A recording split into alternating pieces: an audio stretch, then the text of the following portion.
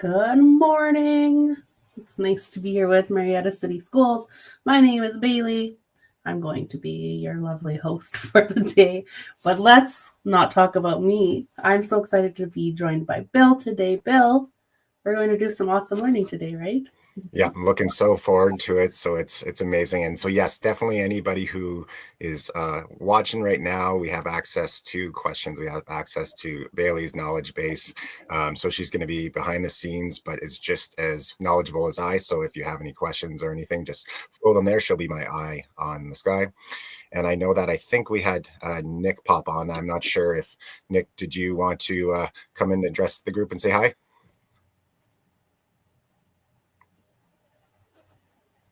You can pop We on if can't you hear pop on. you. You have to give us a thumbs up or a thumbs down if you want to pop on. People on screen can't see him. We can see him on our back here. So I just wanted to make sure. So if we're good to go, maybe you can monitor that, Bailey, and you can pop on Perfect. anytime that he's good to go. I put him on the spot. Yeah. So okay, I think we're going to go with the screen for sure, and we'll see if he's able to pop on, him or Tim. But right off the bat, my name is Bill Corcoran. I'm working here with Logix. I'll give you a bit more context with myself. And so Nick and Tim from your district is here, who organized with Logix this session, and we're excited to have them work with in partner with us at Logix to be able to bring forward this session, because you're new to the Google Education Plus features, and that will be the focus. So my name is Bill Corcoran, like I mentioned. A little bit about me. I've spent 18 years in publicly funded K-12 education. I currently reside here in Ottawa, Ontario, Canada. And I was part of the Learning Technologies Department at our school board district for the last 10 years from an educator stance. So we were a Google board. We were using a lot of these features. So I'm happy to share some experience and examples today with you. And so who is Logix? As I mentioned, you'll see a lot of familiar icons in there, but the major one we're going to highlight today is the Google Cloud partner. So we do lots of training with Google as a partner, and therefore they are highlighting and supporting this session for you. So I'll give a shout out to them, and I will at the end as well, in terms of Google and their funding models that are able to bring us together. So I was able to go and do kind of a little bit of research, as I always do, leading into a session. And I was captured by some of your priorities in your strategic plan. And first of all, very simple, every student, every day. I mean, I'm all about being at the student desk and student learning, regardless of what we're talking about. And I was so excited to see that on first instance when I was learning about your district, that was clear, that was cut. So kudos to your district and for what it meant to bring these priorities together. And of course, talking about Google today, we know that Google is ever changing, but at the same time, it's kind of the same, but has new features. And so we're going to talk about those features today, but talking about bringing in that old, sharing the news, because there's a lot of good practices we have that are still applicable. We just may find a way through Google and some of the tools here with us to be able to bring in some ideas for student learning and engagement. And again, academic achievement just being first and foremost from that. But there's a lot of building trust, and that involves, partners like us as to go through here, that we are on your team, that we are working with you to be able to support your instruction with your students. So today's objectives. So I know that in working in sessions like this and kind of messaging back and forth with Nick and Tim and so forth, when we talk about we're doing a session on Google in an hour, that's today's objective, to separate the Google Education Plus features. What does that mean different from just having an education account?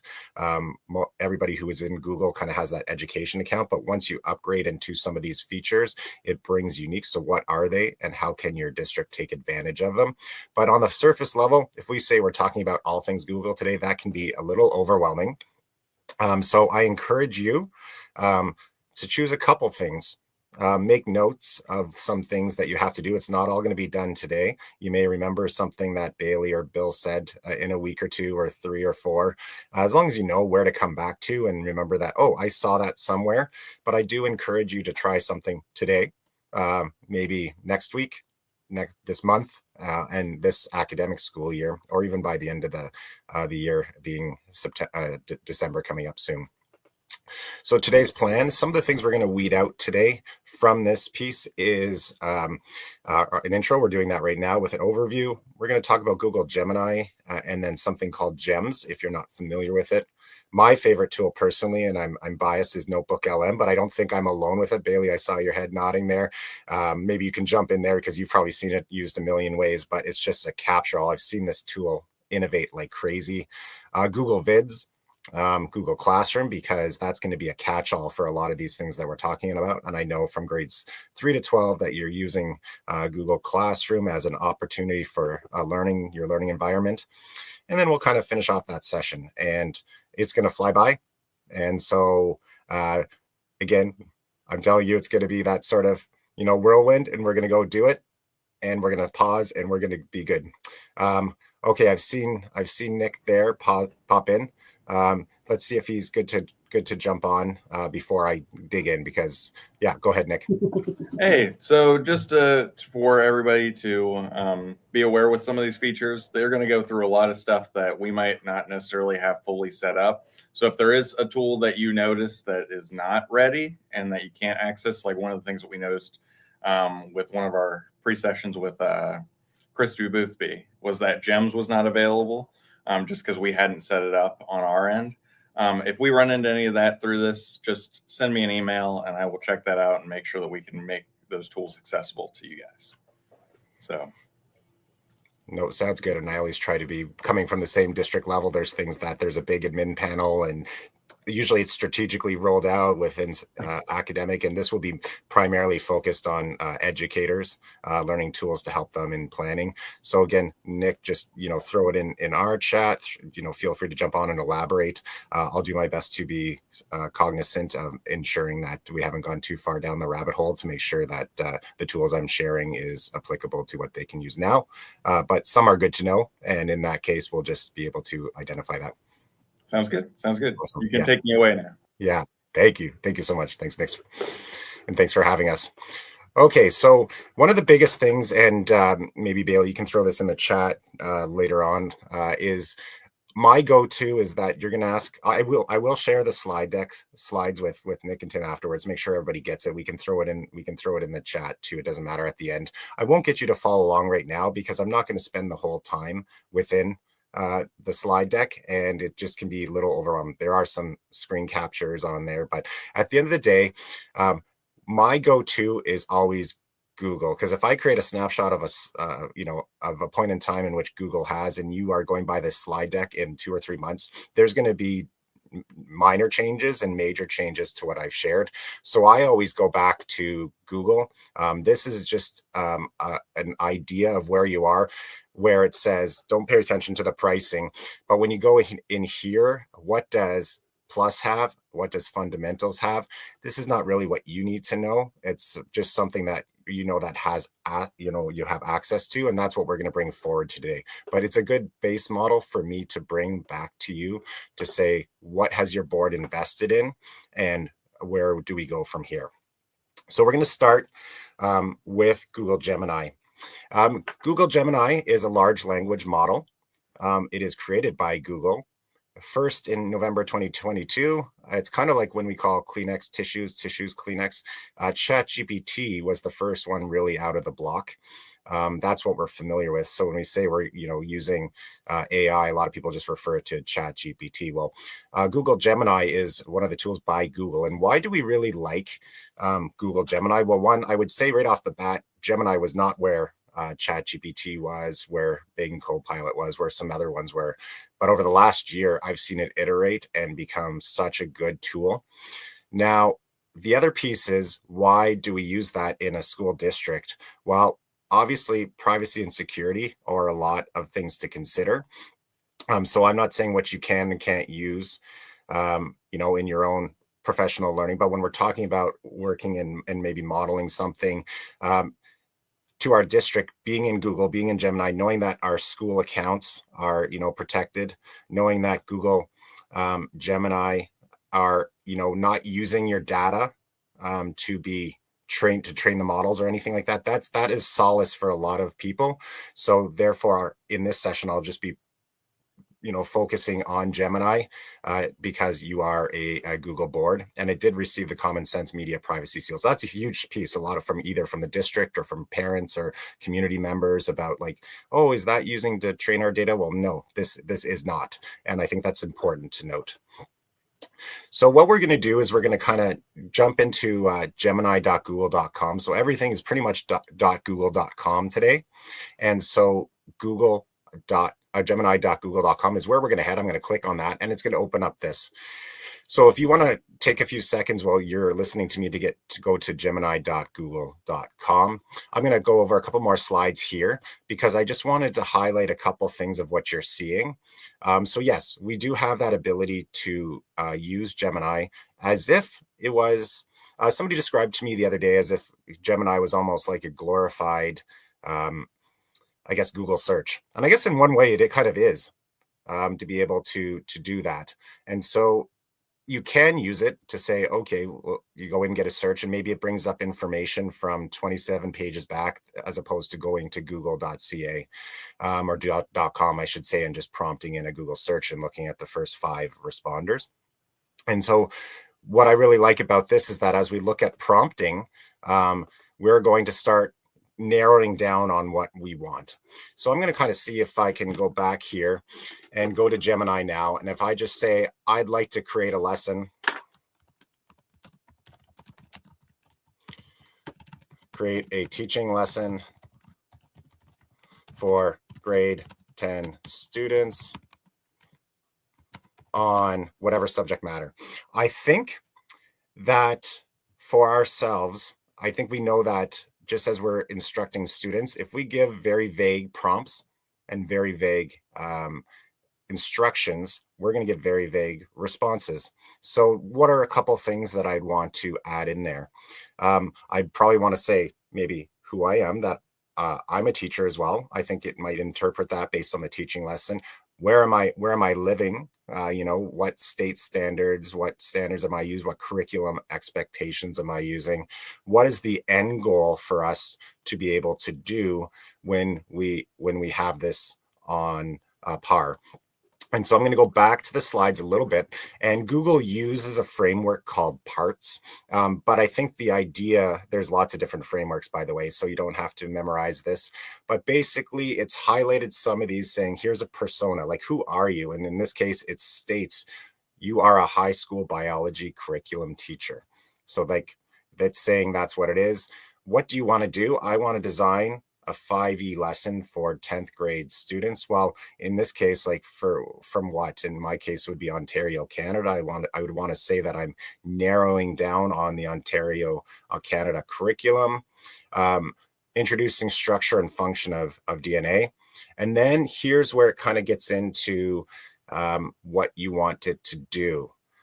Create a tailored lesson for inquiry-based science class, and then include an engaging lab activity and sort of writing prompt as the exit ticket. So it's kind of, instead of me just saying I'm going to get a grade 10 lesson, I've then said who I am, what I wanted to do, and what the outputs are going to. And I can even start talking about how I want it formatted a little bit about, so if you want some of these in kind of a table format, that type of thing.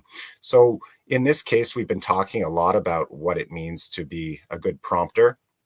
This is something I refer to because it's Google, but you kind of in your head probably have been using it in different ways and narrowing it down. And I've found, I'm not sure, Bailey, from the prompting standpoint, if you want to jump in, I've found that as I've got becoming a better prompter, my prompts have gotten longer. Yeah, absolutely. I think everybody, when they first played with Gemini or whatever LLM, ChatGPT they were using, what it was like the make a Shakespearean sonnet out of my breakfast or something like that, just to test the limits of it. And yeah, now that I know this parts framework, I'm being totally honest. I'm not being like a Google weirdo or anything. The parts framework was the one that I was like, oh, okay, this really makes sense for me. It's super helpful. Yeah, I love it. And so, yeah, I think as we go on, and then of course, once our first response from Gemini is not usually the one we use, we keep on iterating. So in that standpoint, I think what we wanted to highlight here is exactly what we've kind of talked about, what we wanted to do. So I'm going to see if I can, I'm just going to go back here. I want to pull that and copy it just because I talked about it. I didn't anticipate that I would go so much into it, but I just want to kind of go back and actually just copy that prompt so you can see, because we spent so much time on it, what it looks like when we drop that in and what kind of responses we get. So let's see if I can pop. I thought I could. Yeah, perfect. And then we'll go back and present in a second. So let's drop that in there. And then I'm going to hit enter. I want you to see what it kind of pops up of, just to kind of see. So right now, just by having that piece, and this could be anything. I taught grade 4, 5, 6 mostly, but I've done work in grade 7 and 8 and even into 9, K to 12 in my role. It really pops into, the topic, the grade level, what this means. But I just want to, even though these tools exist, I just want to remember that I was the person who put it in there. There was a human in this. I'm the person who's going to look at here and kind of make sense. Like, am I going to do everything? Well, maybe I don't. Maybe I want to iterate it. I'm still at the center here. I'm not just putting a prompt in and then saying this is my lesson for the day. I think we would all have resources and textbooks and online lessons and stuff like that. We're saying, well, I'm going to do this part. I don't like this part. But as a whole, it's pretty neat that this can kind of come down and kind of give me a sense of an idea of what I could and couldn't do with a group. It's kind of like having a thought partner beside you, a teacher in the next room that you're able to do. So by no means am I looking at it, but at the end it says, would you like me to do something for you? And you can put in more. I like this, but focus more on that. So that's Google Gemini as if it was just that LLM. And I wanted to highlight just what that can do, because before it was a bit different. But now I'm going to go to Gemini again. And right here in the prompt, you're going to see that below you have create image. I can tell you that the create image is getting a lot better. I used to never go to Gemini for images, and now I consistently do. Writing, building, deep research, and yes, create video. So we're going to highlight a bit of them right here. So deep research is one of my favorite tools. So why would I use deep research? How's it different than just using gemini.google.com? So I will give an example, and this could be applicable for across even all the United States. So in my role right now as a consultant for Logix, I want to understand what it looked like at a sort of national level of provinces here, of states in the States, talking about artificial intelligence and policies and guidelines. So I was able to kind of go in to scrub many sites and kind of do a little bit of research in this instance. So I could do something a little bit, even it says record, give me suggestions, most affordable family cell phone plans. But I'm going to go into tell me more about the history of the Winter Olympics. And that's coming up soon. And I know I saw this on a thread, but it could be the Summer Olympics too, since the start of the Olympics as well. So I'm not phrasing that well, but here I'm going to click on it because I want you to see what it's going to do. So as it's doing this, it's going to say just a second. So one, it's not giving me an answer right away. It's not giving me a response right away. What it's doing is it's coming up with a plan for me. And as an educator, I've used it for sure in many different instances. I wouldn't use this necessarily for my ideas on a lesson plan, but when we're trying to compare different items, what we're looking at, if we're looking at a specific expectation, it's going to say, here's what I want to research. Here's what I want to analyze. So do I like that? Determine the founding year, inaugural host city, key characteristics, and analyze the major changes and expansion of the Winter Olympics following World War II. I like that. If not, I can change what those research websites, but I'm going to click on Start Research. And again, it's not going to give me things I want in a moment. So it's actually really hard to show you deep research while you're doing a session, because it is actually going to take potentially up to 7, 8, 10, 15, 20 minutes, because you can see on the side, it's starting to research 11 websites. You can see on the right side, it's actually showing you which websites are eventually looking at, because I'm going to want to scour them and say, if there doesn't seem a reputable one, if there's like Olympics website, if there's NBC, if there's different things in there, I'm going to say, okay, well, I might want to click on them and look around. But there's some that I don't know. I'm going to click in to see if they're valid. I want to use critical thinking when I'm looking at it. but you can see that on the side here, it's now into 25 sites. I've seen it go up into the hundreds, but you're not going to get an answer right now. So as I continue to talk, you'll see it pop up, but I think we're going to come back to it in just a few moments. And because that is one piece that I do want you to see the results for. So I'm going to go back to Gemini. Is there anything you wanted to add to that, Bailey? I know I'm throwing you on the spot, but in terms of the deep research. No, just that my board is a Google board as well, and I only use Gemini now because of that deep research. When I don't really use LLMs for like simple stuff like writing and things. So when I have a question, it's a really big one. So I only use Gemini for the deep research because it also cites its sources so that I can follow up and make sure that I'm getting the depth that I need and want, make sure that I'm understanding the heart of what I'm researching. I just think it's a really great way to fold it into our professional roles. Rather than, kind of offloading a lot of that critical thought. Gemini does the background work for us to do that. Yeah, absolutely. And again, I'll emphasize over and over again, that is, we are still at the center of this as a human, to go in to take what we have as a resource. But if things can be helpful in certain ways, you can create an image. So again, what do you want to create? It's a lot better. Before having pictures of where it's creating humans was an issue. So Google really dropped it for the first like 6 to 8 months. Another thing that they've done is create a video. And so yesterday I was tinkering around with it because in this one, even video generation just got better with VO 3.1. So I'm going to go over here. First one, because I know you're the Tigers, I was kind of saying, okay, I said my first one was just create an image of a tiger turned into a superhero who's saving the world. Because that's what you're doing with the students you're upbringing, and that's actually not bad. Here's an image of a tiger and a superhero, and that created that in a couple seconds within Gemini. So if you're going to different parts for images, so then of course I said, well, make the superhero a teacher. And say I can do that, and so now you have the superhero as a teacher. But I do have a lot of questions. There's a lot of stereotypes. There's a lot of things like that when we have people looking at it. Of course, everything when we start talking about future, it kind of goes into these different aspects, but not bad for a couple seconds work, and then I can still iterate. My prompt was very vague, but then I did kind of jump into the video component, and my prompt here was, I would like to create a video of a tiger learning how to use Google Classroom on a Chromebook.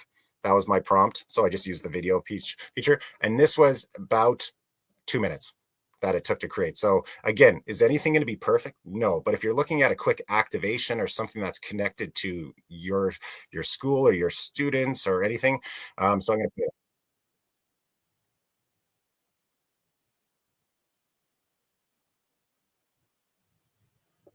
So I have questions about why it put the rainforest in there, but it's the rainforest background. It made a lot of assumptions. I probably want to make my prompt better. In this case, it did something, but not too bad for that piece. And then where we're talking about video editing, we're going to continue to go down that piece where it's like, well, Google doesn't have this. Well, now it does. It does have Google Vids. It does have things that we can unpack a little bit from Google Gemini. Okay, I'm going to pause there. I'm going to see if we have part of our deep research done. And yes, I'm showing it. You can see that, Bailey. Yeah, I flipped back to the right one. So in here, you can see it's going through the consolidation, and it's actually pretty long. I probably might want to iterate it, but depending what I want, it is pretty neat. It usually flows in with tables and so forth. What I can do with it, bring in different sports, like that's a lot of reading for me. Sometimes I don't really love the format on here. It gives me what I need. If it's not exactly what I need, I can absolutely get it to reformat. I can add it a little bit more, but I do like the idea of sharing and export to docs. I can copy it, but if I do like it in a different format, when I'm liking it, it will open it up in a Google Doc that can be shared more easily with my colleagues in planning or in what you need to. But you can see here, it's just a little bit easier to function. What I really like with this is that you can see every sort of footnote and every link to it. So as I scroll and I'm reading, every time I see a footnote, I can see, okay, this is the University of Waterloo. I'm familiar with that, but I don't know T and F online about climate change in that one. So I'm going to say, okay, I'm going to click on that. I'm going to investigate, what the source is, what that can be. But the source is used in the report. You can kind of, and then it actually tells you the source is read but not used in the report too. So I like how it's actually moving away from just taking everything as a catch-all. It's actually sort of critically thinking a little bit about what it's using. But again, I don't know the how it's determining that algorithm, but it is something to consider. All right. So one thing I know that Nick, you mentioned about GEMS. I will talk about it because when it becomes something, it is something we could refer to. So when I go back to this slide right here, and we talk about the prompting model, I'm just going to go back into present, and we said who I am, where I teach a little bit. I had written that for so much time over and over again. There's a lot of things that you probably are prompting an LLM for, saying who you are, where you're from, what you're trying to do. When you're in GEMS, you have the ability to create a gem. And this would be something that when it gets turned on, it is something that can be used simply. You can name it. You can say Bill, grade 5 teacher. So describe this. So you don't necessarily have to do that, but what are the instructions? I am a grade 5 teacher teaching in Ottawa, Ontario,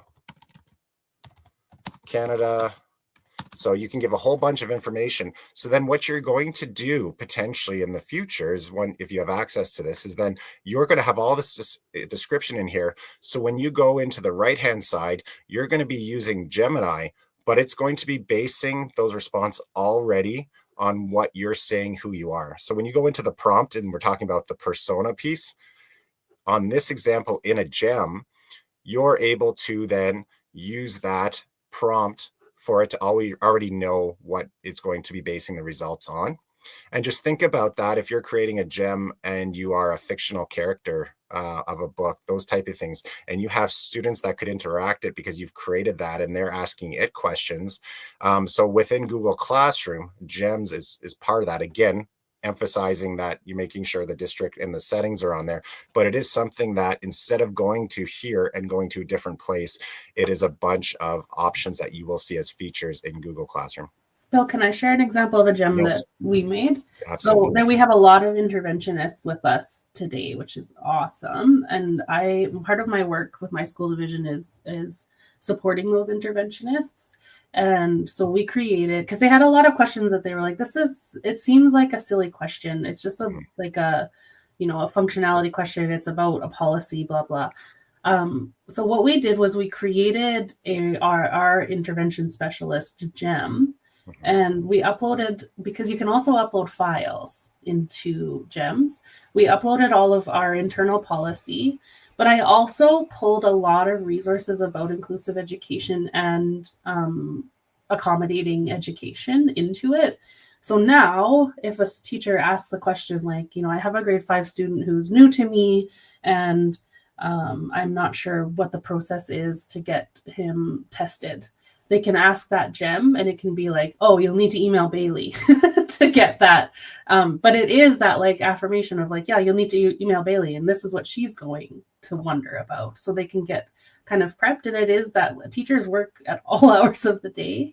And they don't always want to send an email for those questions they see as something, a little bit kind of a small question maybe. So that gem is a great place to land. You could use it for your parents. You could upload your own class syllabus and maybe a little bit about like your philosophy in the classroom. The more information you give it, the better it will be at answering questions about your work. I think it's really a really cool tool to make this like little customizable Gemini. Yeah, kind of like a little chatbot that's just more personalized. What's kind of going there. So we're going to talk a lot about the whole walled garden piece, right?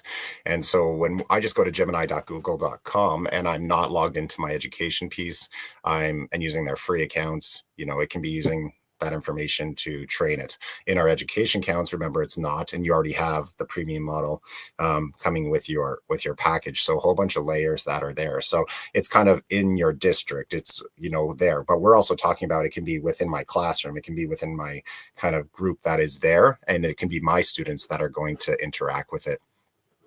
So I think there's one thing here that it's a perfect segue, because when I look at these upload files and add from Drive, you have those files that you mentioned, Bailey, and adding from Drive. But there's another level that I think is like a perfect segue. It's like we set this up. We're going to knock it out of the park here. Kind of jumping into something called Notebook LM as well. So I'm going to go quick over here. I should not be clicking. Sorry if I'm getting you a headache as we jump through. And we talked about gems going through. I just want to make sure we don't miss anything from we've done. The learning coach was pretty neat. We didn't jump in there. I should go back and talk about that a little bit when we're in Gemini. And I'm going to just go to a new chat. I'm going to click OK. And then I can click on Learn. And then it says, what do you want to learn today? It says practice questions for my history test on American Revolution, writing the opening page of a short story I'm working on. And so it's all about learning. So if I click on that, it's actually going to bring me into kind of a step-by-step kind of thought partner and tutor. And so it's going to be like, okay, that's great. Hook and paste. Like, it didn't get a lot of them, but it is prompting me here to say, if you're using a digital format, copy and paste it in here, which is pretty neat. But I want to show you the kind of guided learning tool when it was talking about the American Revolution. I don't want it to be infactual, so please call it out, but I just want to show you some of the options that you get when it says, okay, I'm a student, I'm prompting myself, I'm here. Again, your students don't have access to this, but myself as a learner, I can be learning about this to say, okay, here's a couple questions. Like, it's pretty neat on what it can do. I haven't been using it a lot because there are tools that I would use for interactivity and so forth, but as something I'm just using it for myself, it's pretty neat that it can do that on a whim. But I would use a different tool if I'm uploading notes, if I'm uploading teachers, websites, the syllabus that Bailey mentioned. So let's focus somewhere else a little bit than just the learning coach. I've done research, we've done those pieces, and then Canvas. That was a pretty neat one when we're kind of looking into code. So just knowing that it's there, whether in code or in being able to create lesson plans or study, I encourage you to click on Canvas as well. But based on the time, I do want to transition. But if you haven't, it's pretty neat.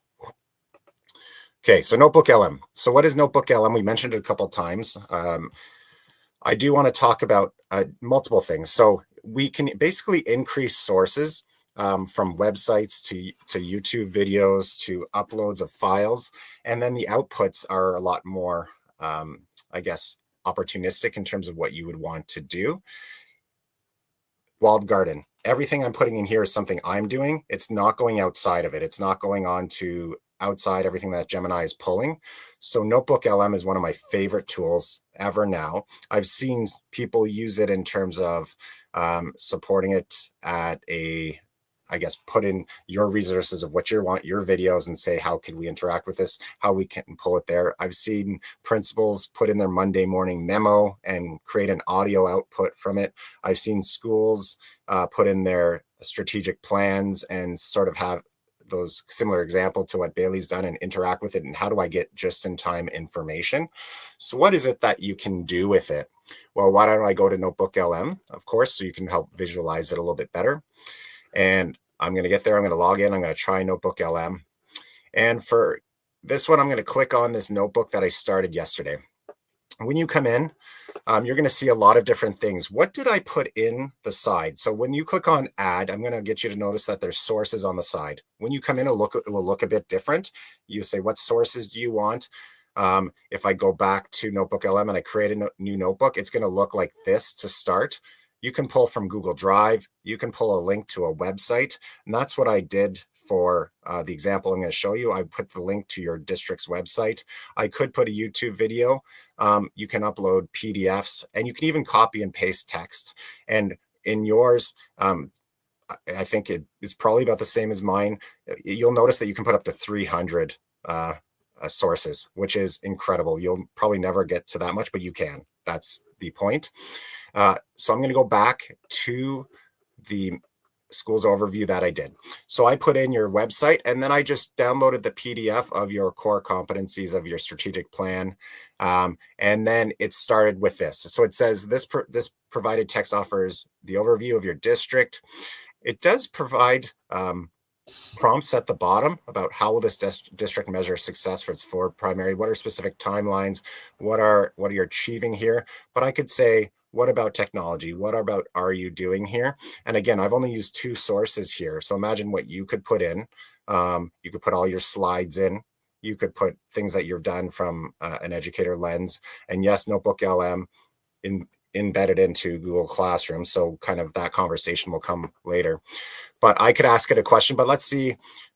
Here's a question that it gave me as a prompt. I'm going to click on what are specific timelines for implementing change across the school system. That's just something it offered me. But now what it's doing is it's scouring the website and that document for this. And again, it's going to take a few moments because what it's doing is doing only what I put in there.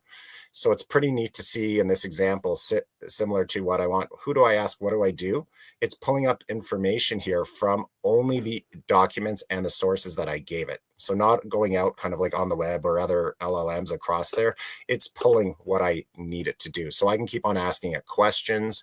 And if I really wanted to, if I had like 10 sources, I could click them off and click them and just click the source that I wanted if I needed to. I find with a good prompt, it's not something you can always have to do. And you can also share it so people can or can't do it, which is neat. But my favorite part about using this tool is the audio overview and the mind map and the video overview. You have options up here as reports. So yesterday I clicked on reports when I was learning more. I can create my own study guide, blog post, or even a briefing doc. I did that yesterday. It takes a few minutes, of course, so I kind of prepaid. But I also had this strategic plan as a mind map. I really like this. So I'm going to click on this, and this is what it broke down those documents into. And it's doing this based on me clicking on it and saying, I want to do it. So if I want to break down academic achievement, there's the academic culture. So I was kind of clicking around this, looking for those keywords, things that I wanted to do, what your goals were, building trust. What does it mean in terms of communication? Like I'm able to do this. So when I'm coming in to facilitate for a district, I want to learn as much as I can about them. I used to go to the website and I used to scour as much as I could, and it would be a lot. And now I'm able to use a tool like this to really help summarize. And if I want to dig in even further, I can absolutely do that. So I really like that this ability exists from this standpoint. But I also like, I was driving from a location to a location yesterday. What I actually also did too, and let's see if it did on this one. I'm going to click the audio overview. So it's actually going to start that right now. I'm going to go into the study guide and what Notebook LM can do, the briefing doc. When I click on this kind of just summarized everything that I was able to do a little bit on some of those things. So I do want to kind of make sure that I'm contrasting what it is. I don't want to take this all at face value, but because it's from the documents in here, I have a lot more trust than I would if it's just a regular search on ChatGPT or whatever it is. But I really like that. The school's guide, this was a video that was created from that information. And look how quickly this is. Imagine you're doing a presentation or you're doing stuff for your own parent communication or a principal. This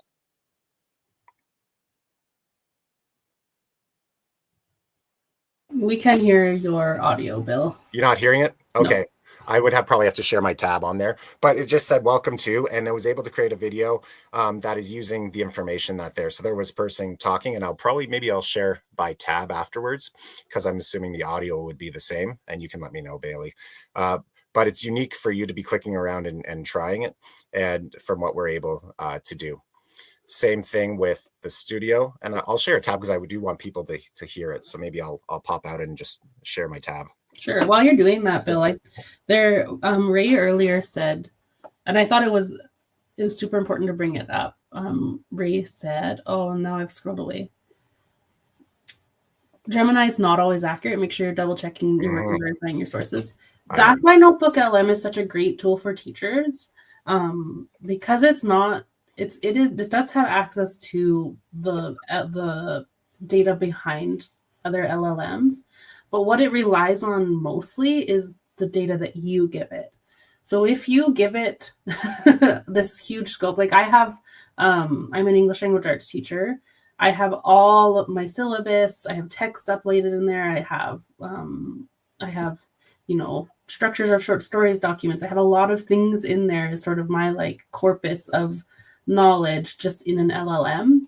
And I've asked it things like, can you make a link between, I don't know, we study a really great novel up here called The Marrow Thieves. Can you make a link between The Marrow Thieves and a new literary tool? And it does that, but it does that with my stuff so that it's all aligned with how I operate things. But it also will say, I don't know the answer to that. So we were having a talk in the chat about the hazard of gems pretending they know the answer. That's where Notebook LM comes in, because it will say, I can't answer that. Based on what you've given me, I don't have enough information, which I think is phenomenal because it does create that human link of like, oh, right, okay, I need to add more, or I need to ask a different question or something like that. Yeah. And I think that's, we'll just keep on saying that walled garden, right? Everything inside that garden is basically what you're doing, and it's your data. And so let's see if I can play the video and the sound. If you're a parent in Marietta, you've probably wondered what your child's entire school journey is going to look like. Well, in this explainer, we're going to individual needs and growth of each and.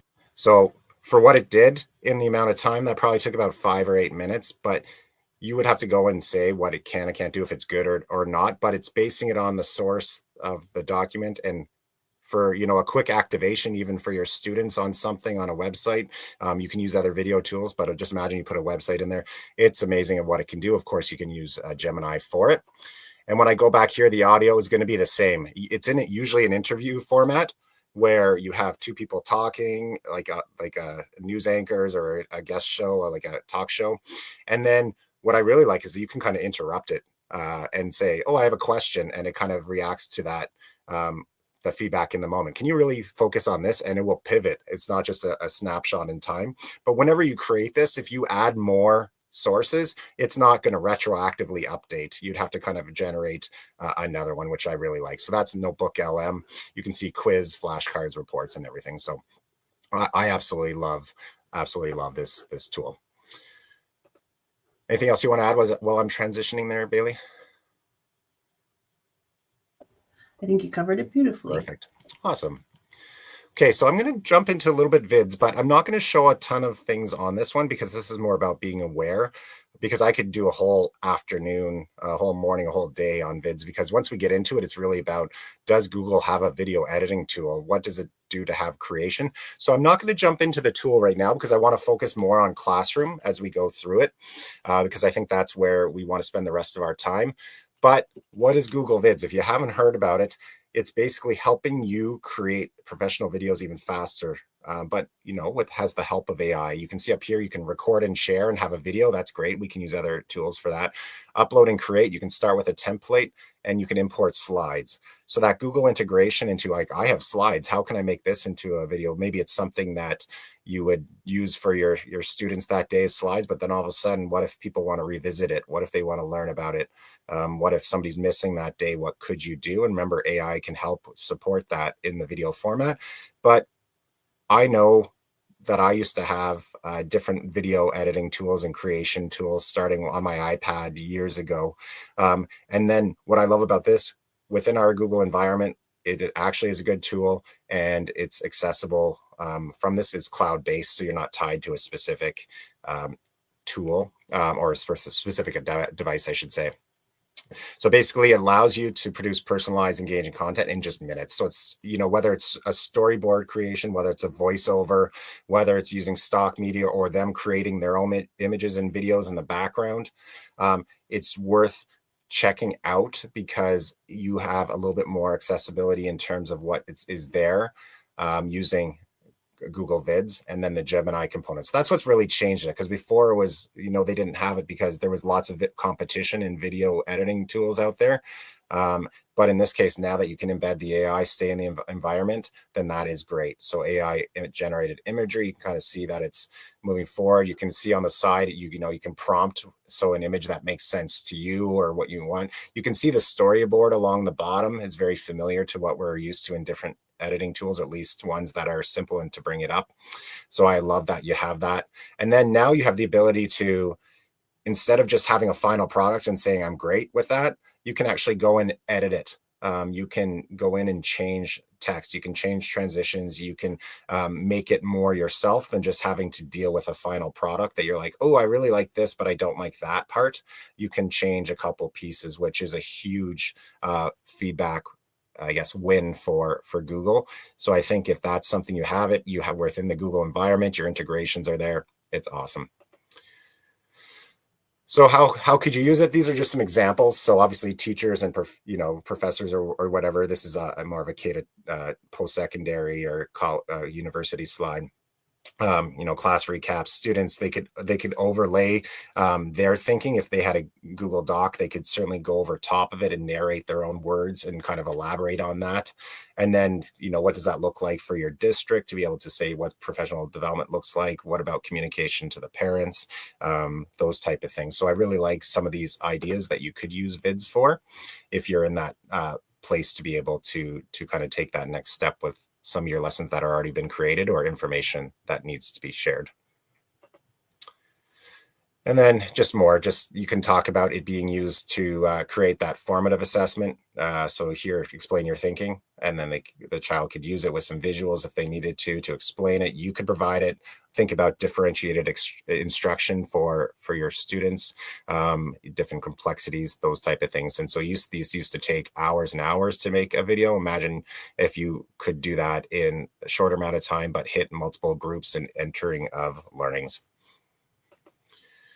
And then what I absolutely really love too is used to be able to just do it by yourself. And now you can collaborate, just like in Google, where you're sharing a doc or a slide. You can add other people to the file and be able to edit and iterate the way it is, as opposed to having two separate people doing two separate things, which is what we've become used to with Google Drive. And then we know it's in here, but we do have a lot more items. It's kind of showing what separates in here is the voiceover, the transcript timing, more AI features, but it does have a lot of those things in the previous ones, but just it is separate than what you're putting forth. Google Vids, any questions or anything you want to add there, Bailey? That was a quick one, so I didn't jump in, so there's probably not a ton of questions. Yeah, no questions. I think it was a good overview. It's the nice thing about Google Vids is it's super. If you've used a video editing software, you can use Google Vids. So, yeah. I connected. We've done our best trying to not name any tools that we compare it to or whatever. But I remember in the classroom trying to use iMovie. It was great on there on that iPad. But if a student used a different iPad, they didn't have access to it. If they, were using it, and the simplicity of any creation, the AI, I love having this cloud-based device agnostic kind of tool that you can use based on anything. So I really like it.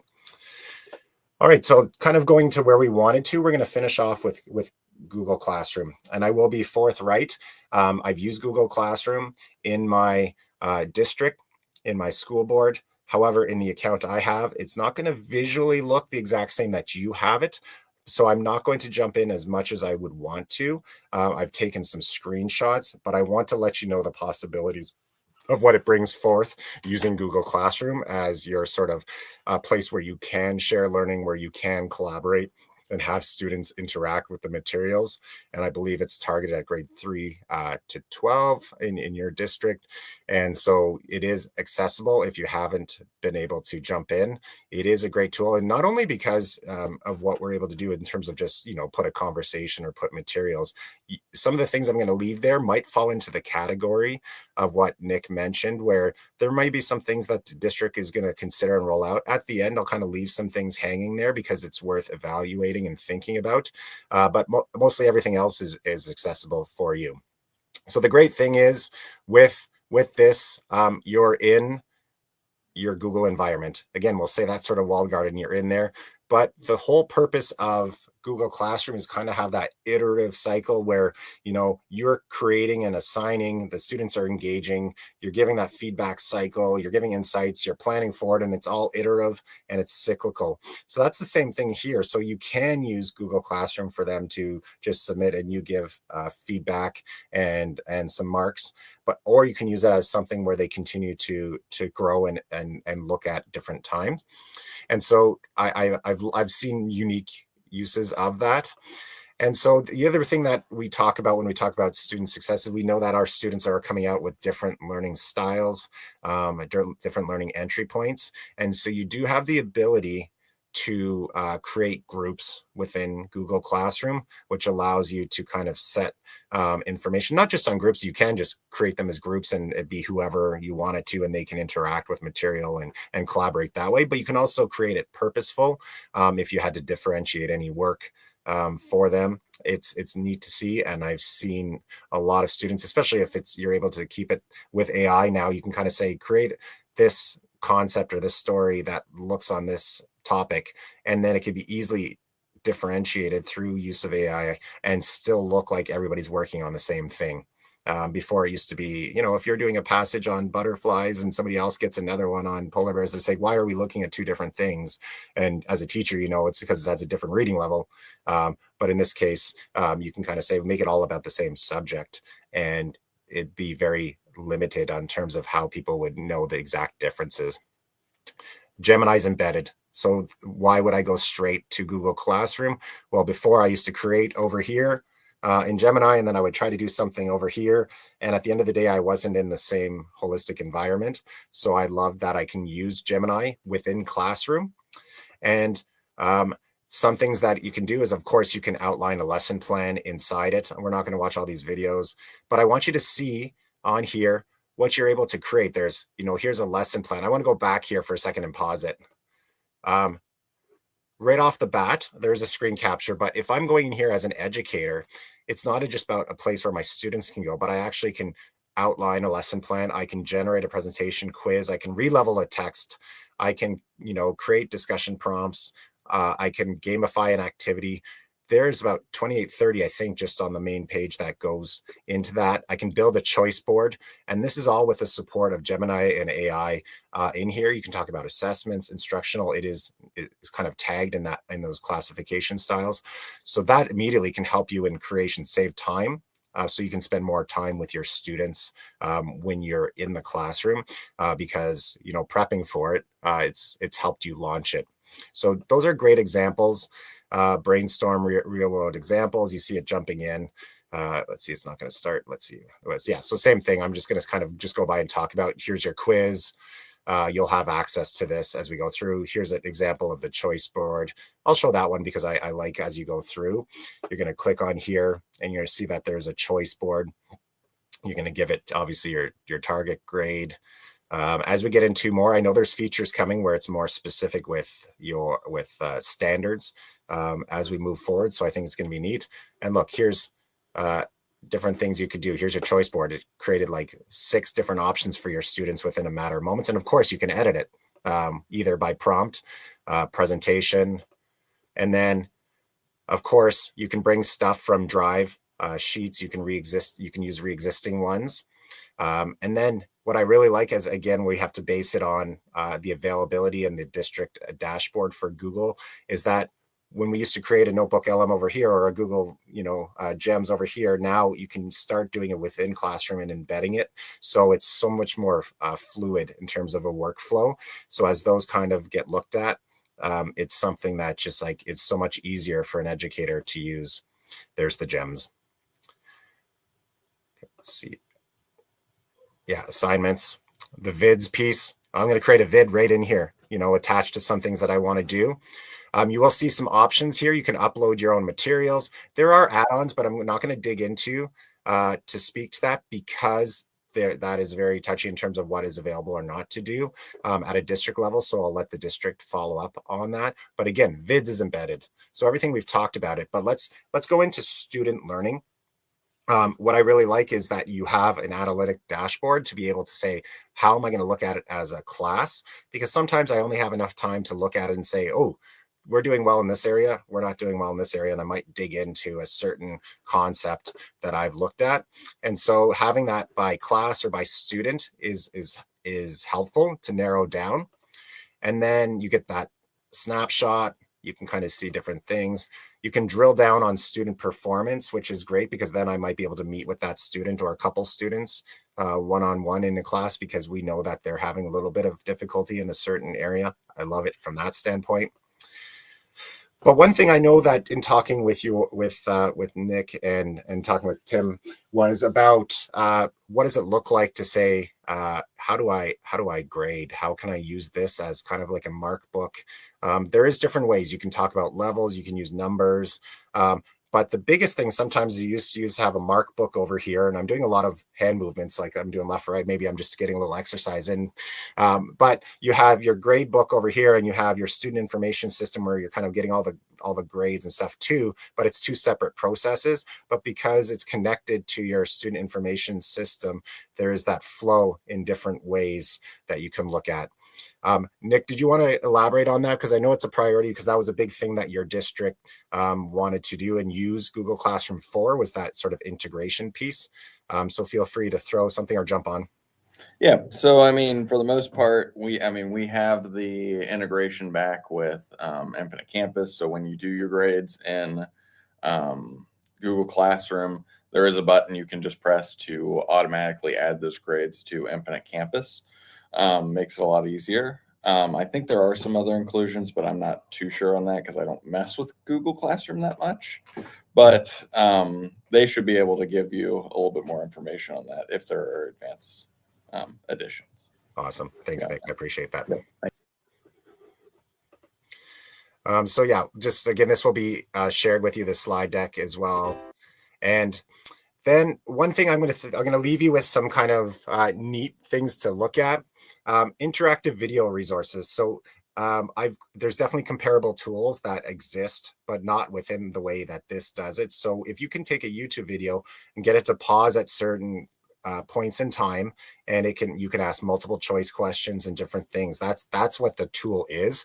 And I think you're probably thinking of different ones, but you can it's basically self-paced learning with videos that you can use. So if you take a YouTube video that you've looked at and through, even with the help of AI, you can allow students to give answers on multiple choice or different formats in that video, where it forces them to pause at like the 47-second mark to ask them a question so you can reinforce knowledge. I really like the ability to do that. And so that's called the interactive video, pulling from YouTube or the videos you've created. So going back to what you've looked at before, you can create a vids and then have it stop at certain parts of you being the teacher and it's stopping where it needs to go. So I really like that one. You can add questions, so multiple choice, checkboxes, open-ended. And then that's where it is. It's that interactive classroom assignment. You'll see different items here.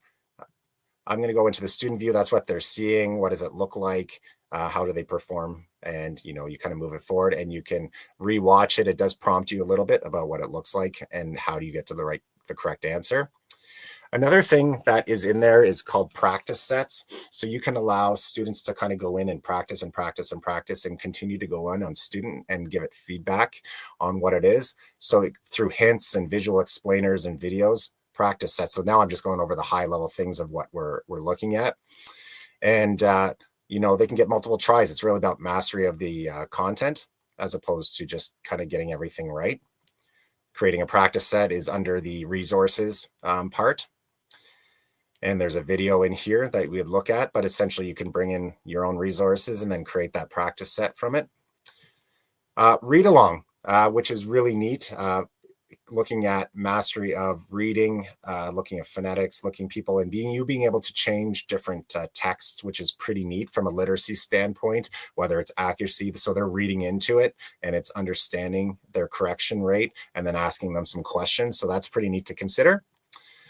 And then within this, I know it's a big topic, so I'll definitely defer to the district on there, but originality reports. And it's not an AI or a plagiarism detector, but what it's allowed to use is to be able to bring information as to, does this look like it was copied and pasted?